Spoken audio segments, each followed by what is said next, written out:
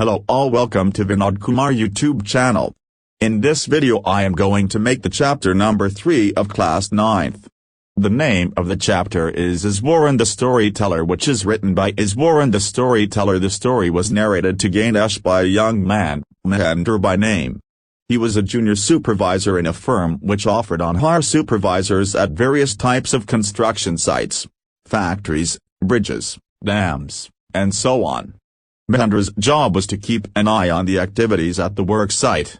He had to keep moving from place to place every now and then as ordered by his head office, from a coal mining area to a railway bridge construction site, from there after a few months to a chemical plant which was coming up somewhere.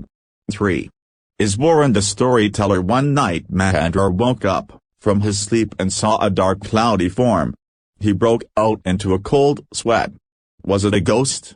He was a bachelor. His needs were simple and he was able to adjust himself to all kinds of odd conditions, whether it was an ill-equipped circuit house or a makeshift canvas tent in the middle of a stone quarry. But one asset he had was his cook, Iswaran. The cook was quite attached to Mahendra and followed him uncomplainingly wherever he was posted. He cooked for Mahendra, washed his clothes and chatted away with his master at night. He could devote endless stories and anecdotes on varied subjects.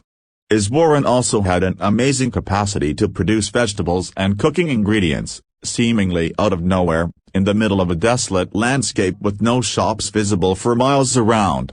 He would miraculously conjure up the most delicious dishes made with fresh vegetables within an hour of arriving at the zinc sheet shelter at the new workplace.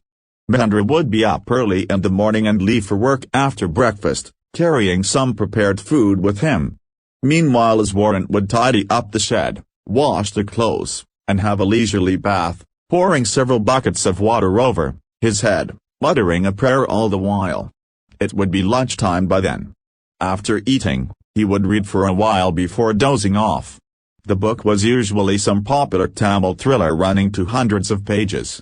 Its imaginative descriptions and narrative flourishes would hold Iswaran in thrall. His own descriptions were greatly influenced by the Tamil authors that he read. When he was narrating, even the smallest of incidents, he would try to work in suspense and a surprise ending into the account.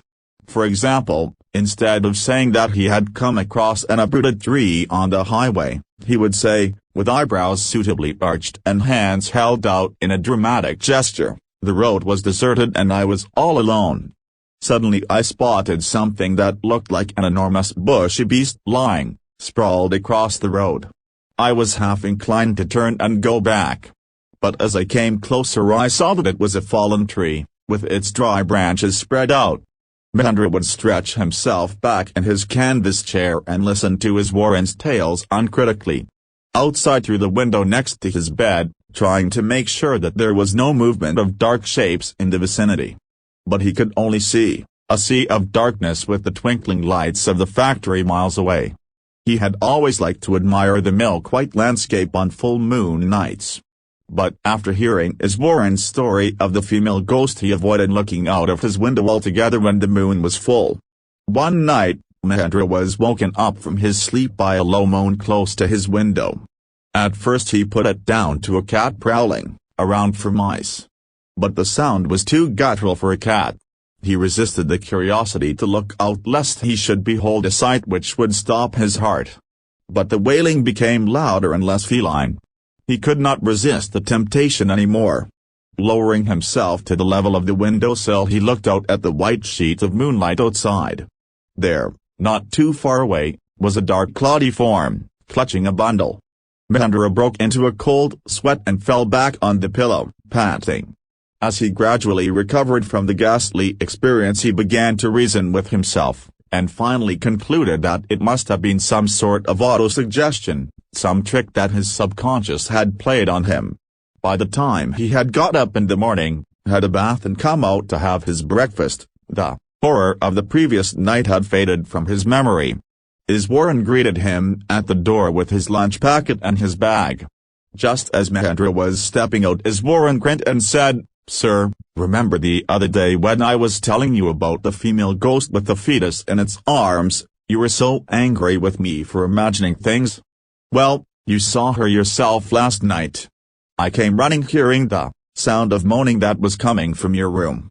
A chill went down Mahendra's spine. He did not wait for Iswaran to complete his sentence.